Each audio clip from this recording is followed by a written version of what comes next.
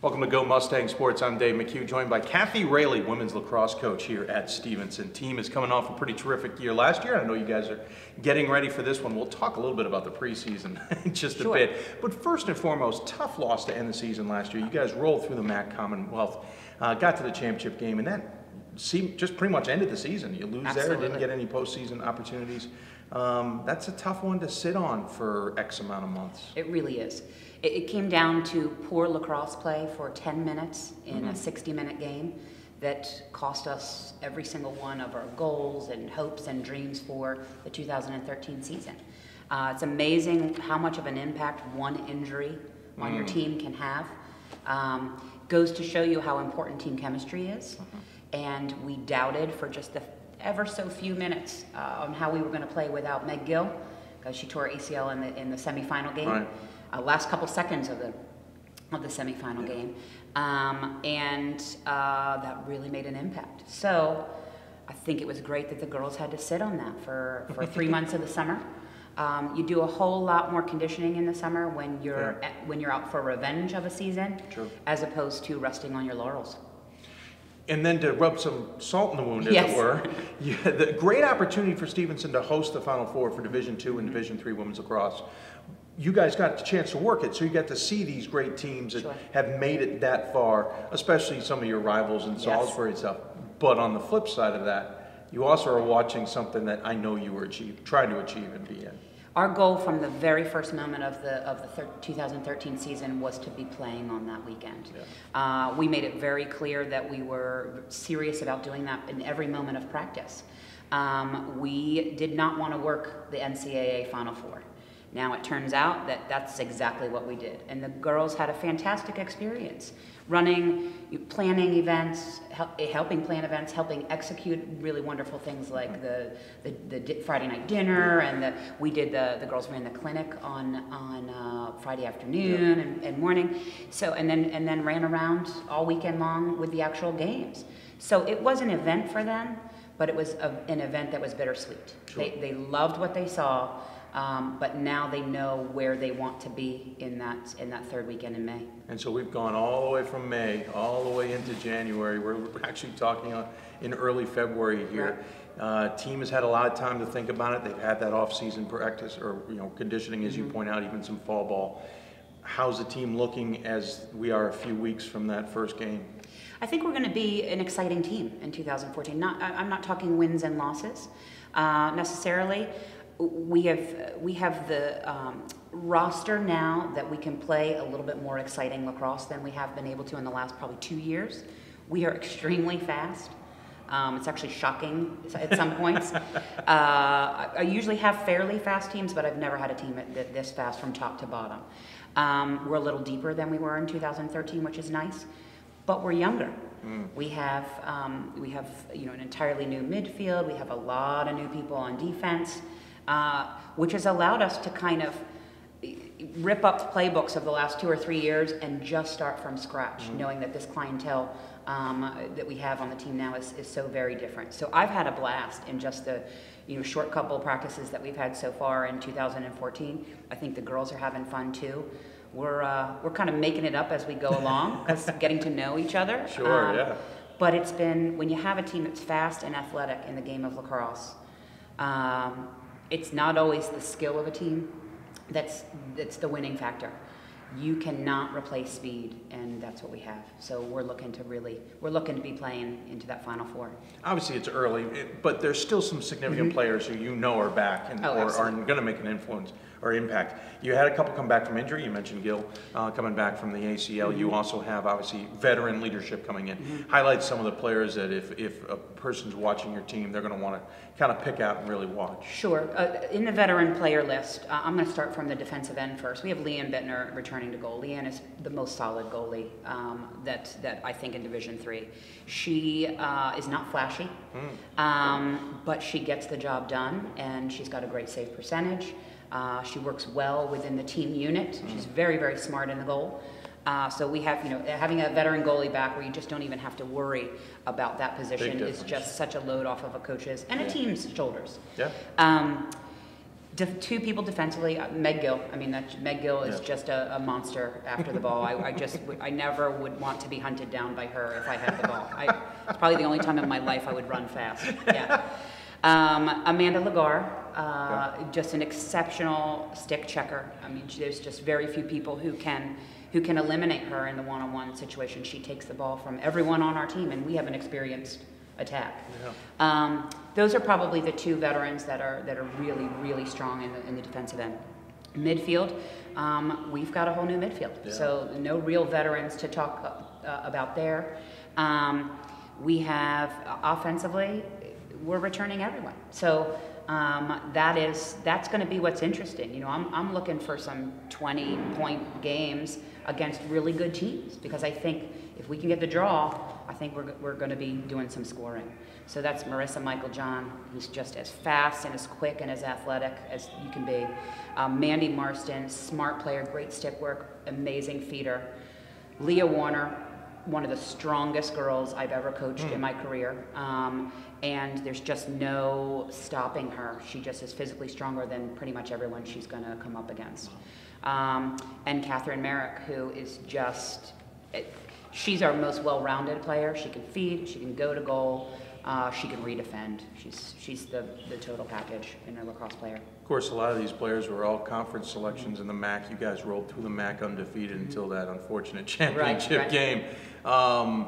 Which pretty much means there's no hiding in this conference. They know who you are now. Sure. They're expecting you, and they're going to be marking your dates. How does that change kind of the mentality you have to have in this conference? You have to go in the game understanding everyone's coming after you now? I think so, and I think that's an important role of the leadership of the team, not just the coaching staff, but your team captains and how they are helping the younger girls understand that we are the team to beat.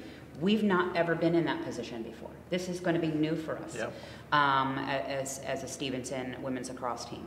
But it's a role I think that we are going to be comfortable with. It's a role that we're excited to have. I love great lacrosse. I want a close game every time out there. I want a game that has great competition.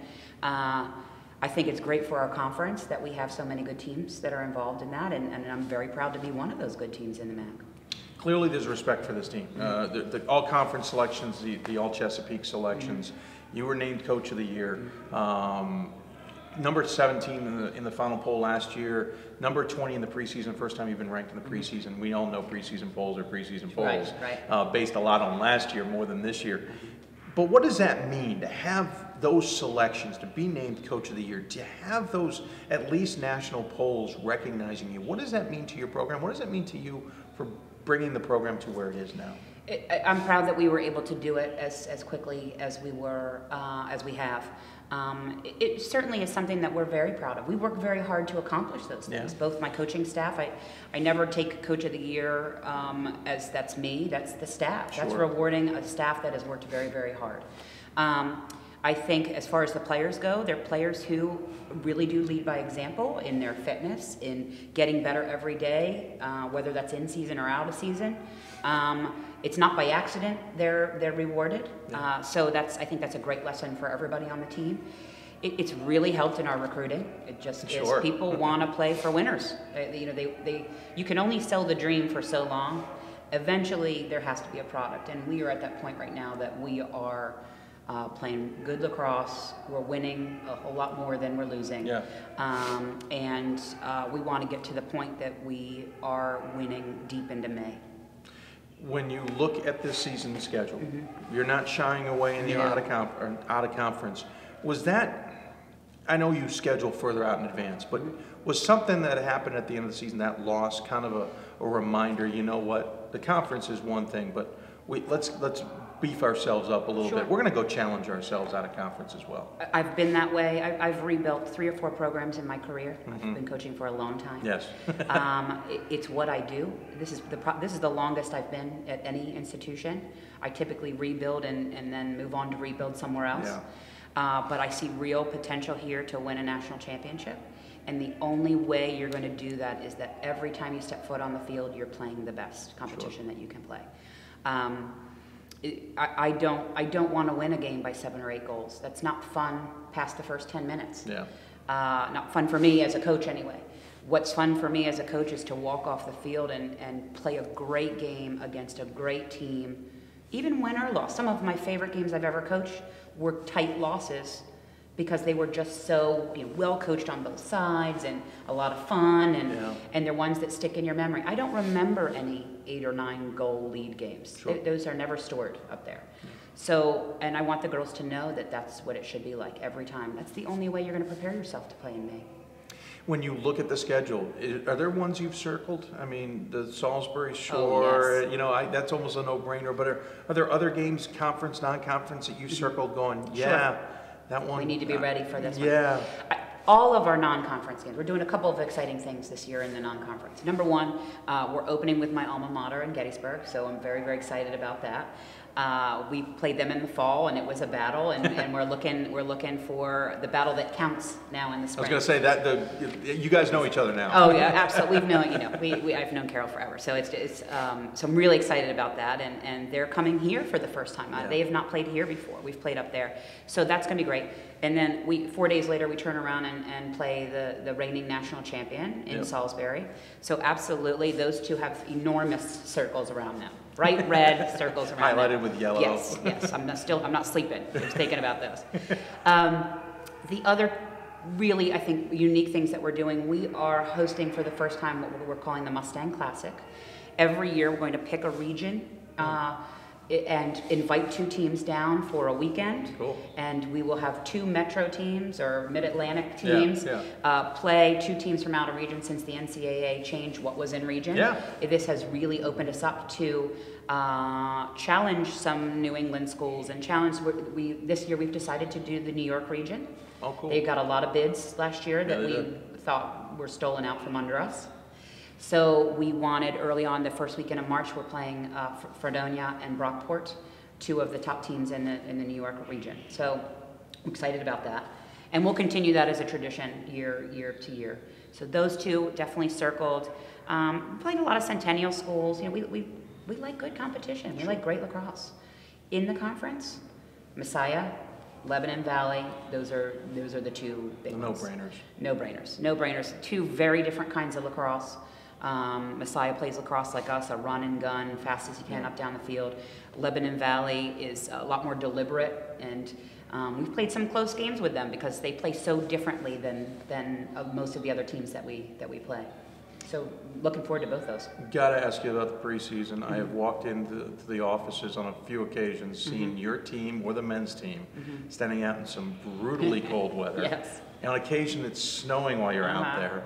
I know the players are probably not thoroughly enjoying that, but it's different because the last few years you haven't had to deal with these elements. Right. You're really having to deal with something different. How does that change practices? How does that change trying to keep focused on really what the task really is at hand? Sure. We have spent a lot of time this early section of the season doing what we call conditioning drills. Everything's got a ball and a stick, but you can do so little teaching. When because the girls cannot stand and listen. They try. They do not complain. I mean, that's one of our golden rules on our team is we will not complain. But you can see it in their eyes. They do not absorb anything that takes longer than 3 minutes to explain. If I can't explain it in 3 minutes, we're not going over it at practice. We might pop inside for a bit to go over some stuff and then come out, but we work a lot on stick skill early on because of this weather. This is the coldest winter that I can remember in 23 years of coaching, and I coached in New England. So it's been brutally cold. I've seen you bundled up pretty nicely. I bought snow pants for the first time this year. They're bright and yellow. I don't know why I haven't had them every other year of my life. They're very important. They're important, and I've got to call all my coaching friends and let them know the difference they make. Are you at all worried, though, that the beginning of the season can be affected? This winter certainly seems to be deep. It seems to be long. Sure, it's going to be. Are you worried that you look at that Gettysburg game, you look at that Salisbury game, and you may be affected, and now you got to figure out how to get those games in at another time? Well, that would be tough to squeeze in. But the 2 coaches we're dealing with, we all want to play. And we have a great staff here that is, if it does snow, we're looking at, a day most to plow it off. I'm not worried about any more of a delay than possibly a day or two. Okay. And because it's early, I think Yeah, you're it's a little early. more flexible when it's early. Gettysburg and Salisbury and Stevenson, none of us are afraid to play back-to-back games. So Get you ready for the postseason. most colleges would not do that, but the three of us, we love to play lacrosse. So get out if there's an opportunity, we're certainly going to take advantage of it. You got to win a national championship by playing back-to-back games. Saturday, Sunday. Exactly. Well, thanks so much for Thank joining you. us. We always give guests the final word. Any final thoughts you want to share with those who are Mustang fans who are tuning in? Sure, I think that you are going to want to stick around and see us play in 2014. I think we're going to be a really exciting team to watch. And I think it's going to be a kind of a fun road for both us and our fans. They start off February 22nd, if memory serves. 19th. 19th. February See? 19th That's with why I Gettysburg. looked at her for that. Yeah. 19th against Gettysburg here at Mustang Stadium. Make sure you check them out. And we'll follow the team throughout the season. You can also go online to GoMustangSports.com or follow us on our videos here on Go Mustang Sports. Coach, thanks so much. Thank you. Have fun this season, All right, okay? appreciate it. We'll Thanks. catch them later on.